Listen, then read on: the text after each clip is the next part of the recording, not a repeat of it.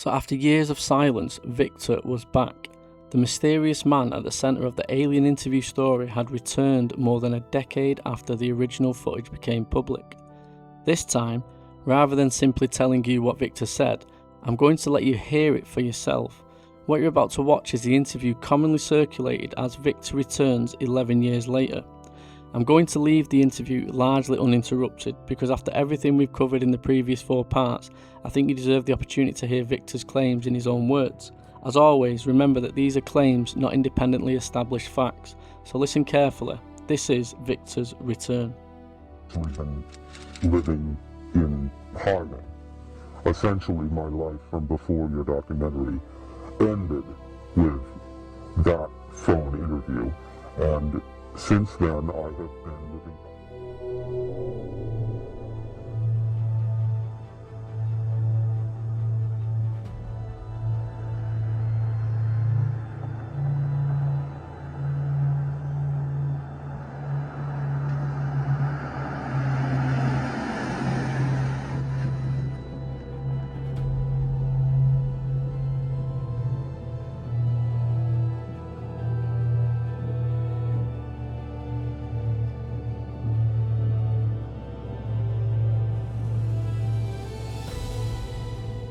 Two of you, 2 cameras.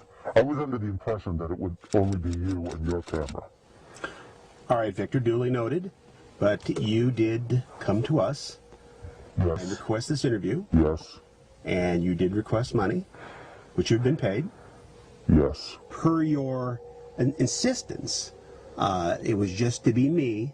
Yes. And I'm not a professional cameraman, so I did bring along a second cameraman to shoot some additional footage so we have something to cut to. Okay, on B camera? B camera set. Okay, here we go. So, Victor, here we are. Well, I must say that I never expected to hear myself called Victor again, or to find myself in disguise in front of a camera again. It's now been 11 years since we last conducted that interview. Yes, the Art Bell interview you arranged for me. In May 1997.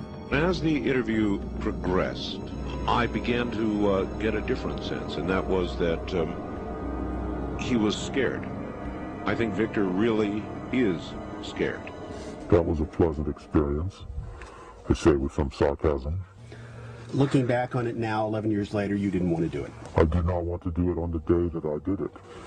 You and that rocket man foisted it upon me after we had made an agreement for one on-screen appearance in your little documentary, and then somehow that agreement metastasized into an ongoing series of promotional appearances, which was not part of the agreement.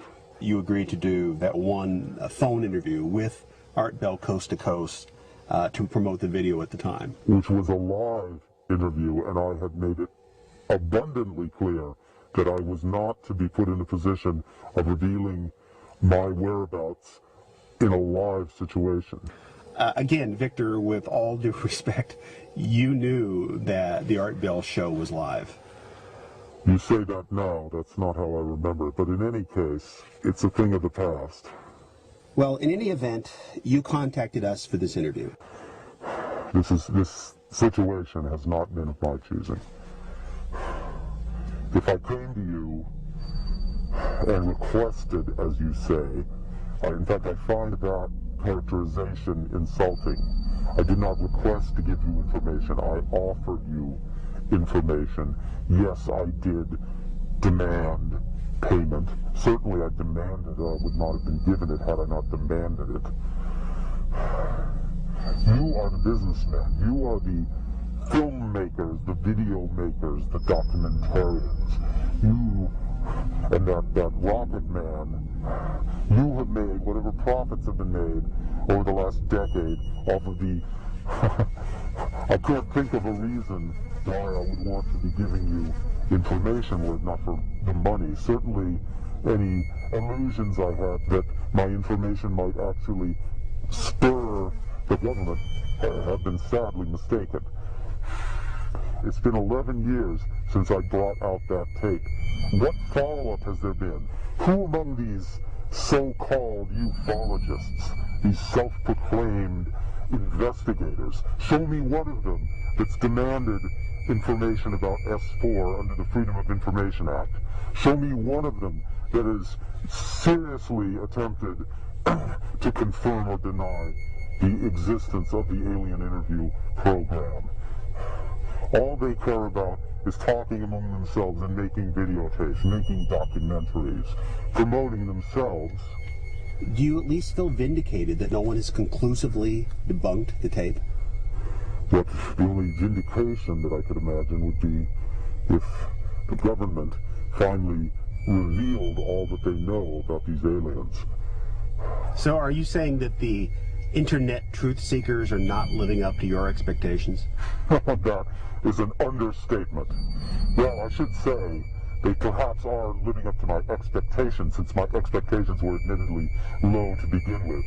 All the days in which people took Bob Lazar seriously, and who is that person in your documentary, that Morton character?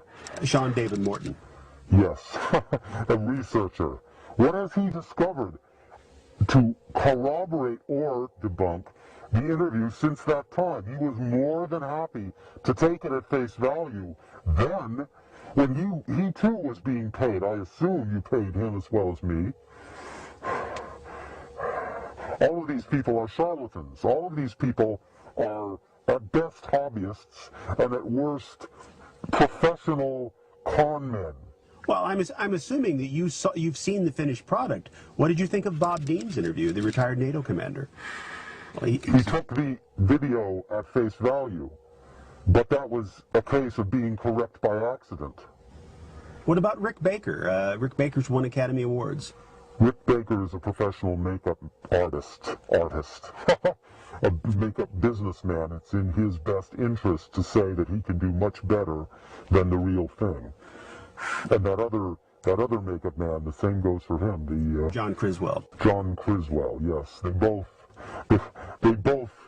were happy to brag that they could create a more realistic alien. Fine. Well, where is it?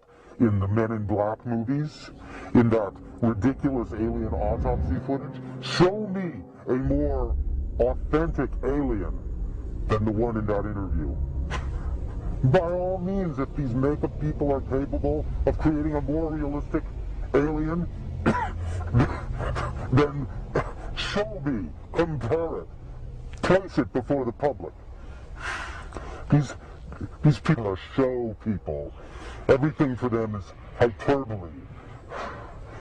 My contempt for the viewers of your documentary over the last 11 years knows no bounds. They've been like children, mocking it, or on the other hand, credulously accepting it with no attempt to evaluate the material on its own merits, or to discover any new material to support or debunk it. This is not a joke. This is not a hoax.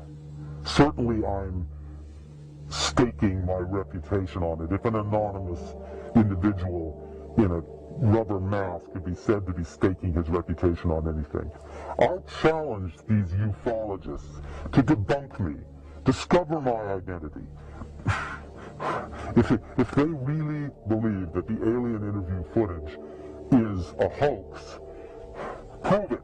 Show where it was faked. If they believe that the alien in that footage is a puppet, prove it. Find the puppet maker. If they believe that I am a hoaxer, prove it. Discover my real identity.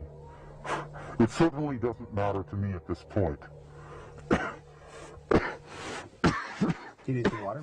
Let me say,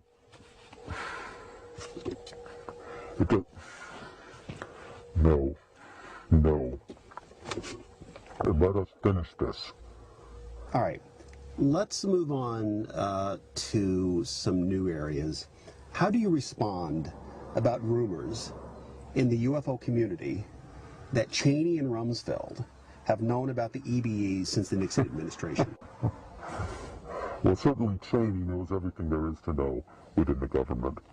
There's not much that is kept secret from the general public that Cheney does not know. As for Rumsfeld, Rumsfeld is a bombastic clown. but he has certainly shown quite a bit of interest in new technologies, shall we say. I will say this to those UFO researchers who seem to be sitting on their hands waiting for someone else to bring them information.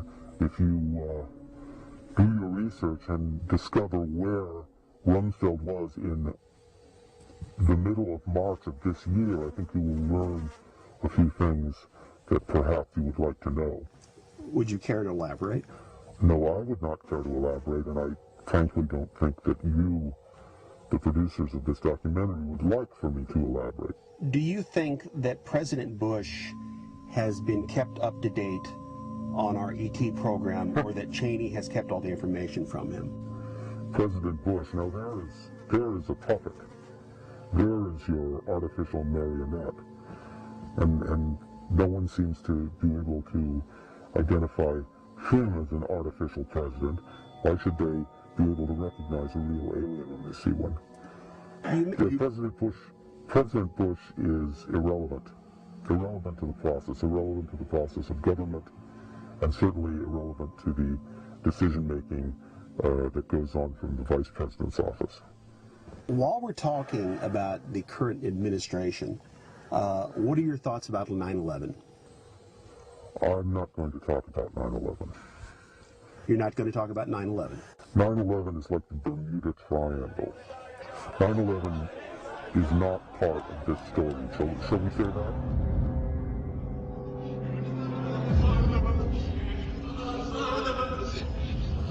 Are the EBEs still at the base in Utah? The base at Utah. In the Art Bell interview in 1997, you alluded, I believe more than alluded, to the fact that the EBEs were moved from Area 51 which has been to the base in Utah. Yes. Are the EBEs, in your opinion, with your knowledge, are they still at the base in Utah? The EBEs, to my knowledge, are all, at this time, deceased, if you want to call it that. Before we go any further, I just want to say to you, not to your viewers, but to you, and to that rocket person, that this will be the last time you ever see me. This will be my last statement, bar none. And this time I can say that with conviction, because it seems that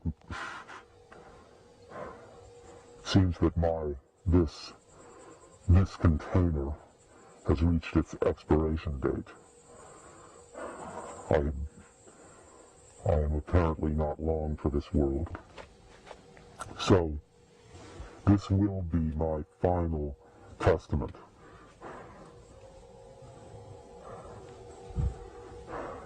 And what is your final testament? Thank you for the compassion. As I intimated on the Art Bell interview, my involvement with S4 and the Alien Interview Program did come to an end in 1997, and I have not been involved with the Black Ops program for more than a decade. However, I have been in contact with certain individuals who are still involved in attempting to make sense of the information that was gathered before the aliens discorporated. And I'm here to tell you, gentlemen, that if I am not long for this world, you are not much longer. As the Bible thumpers say, the end times are upon us. The end of the world? The end of the world. We have been tested and found wanting. The aliens came, they presented themselves to humanity. They were taken and held and questioned and allowed to die. And now the reckoning is at hand. Let me give a task to these so-called investigators, these ufologists. look into the record and attempt to determine where Donald Rumsfeld was on March 23rd of this year. What is the significance of this Rumsfeld date that you keep referring to? Donald Rumsfeld has been aware of the alien interviews at least since 1974, in the last days of the Nixon cabal, and even when he was out of government, he managed to keep his hand in.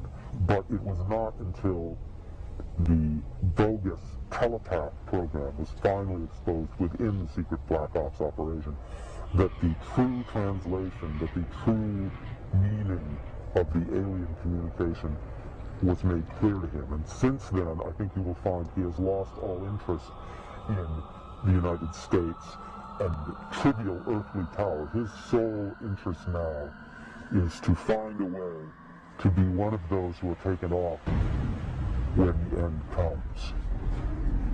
So what you're saying is the biblical end times are upon us? Is that what you're telling me?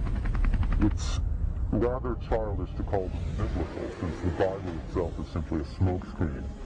These aliens come from the universe of science, not the universe of religion. Religion is a deliberate disinformation campaign started by those who first encountered the aliens and first kept that knowledge to themselves. Donald Rumsfeld is merely one of the last of the line of those who try to maintain personal control over information that should have been made public to the entire human race. And now that he understands exactly what it is these aliens have been trying to tell us, he has completely lost interest in the rest of humanity. His sole concern is to be one of the few, one of the what he considers to be the elite, the elect specimens, if you will, the elect specimen, who are taken off the earth before the final trumpet sounds. Well, I have to tell you, this sounds an awful lot like Armageddon. I mean, 2012, the Mayan calendar. The Zolkeen calendar is another inaccurate representation of what we are talking about. The date 2012 is not accurate. The Mayans considered themselves to be far better mathematicians than they actually were. In point of fact, the date is very close, but not 2012. Not 2012. Not within my lifetime that's left of it, but certainly within yours. Let's just say that I wouldn't plan a 20th anniversary edition of this documentary. My head is a beehive. You're not really saying, well, Après-moi le déluge. Le déluge solaire. I won't be here for it, but you, gentlemen, will. Was it Seneca? I think it was... No, it was Strato who said, "When I am gone, let earth and fire mix. It will mean naught to me."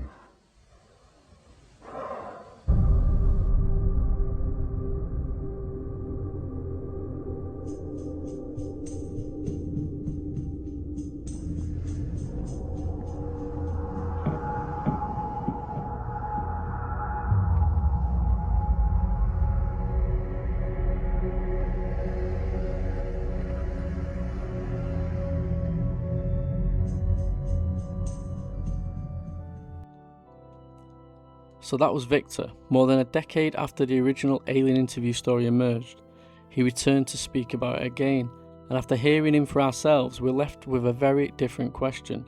Not simply do you believe Victor, but what can actually be proven? Victor's story is extraordinary. He claims the footage showed a genuine extraterrestrial being. He claims it came from a secret government environment, and he claims to have had access to information that the public was never supposed to see. But even after his return, one crucial problem remains.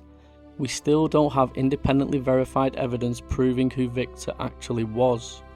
We don't have a publicly authenticated chain of custody for the original footage, and we don't have independent confirmation that the being shown in the interview was an extraterrestrial.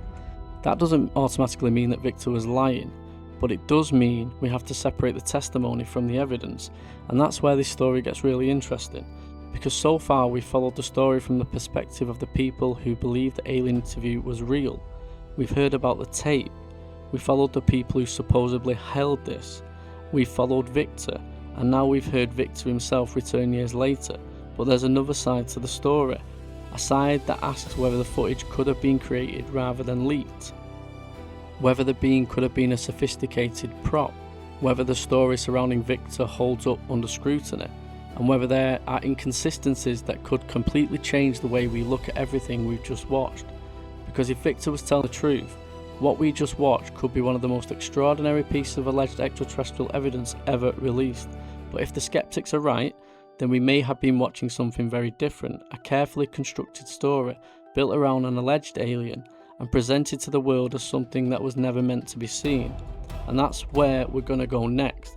Part 6 will be the skeptical case. We're going to put the alien interview under the microscope and ask the question we've been avoiding.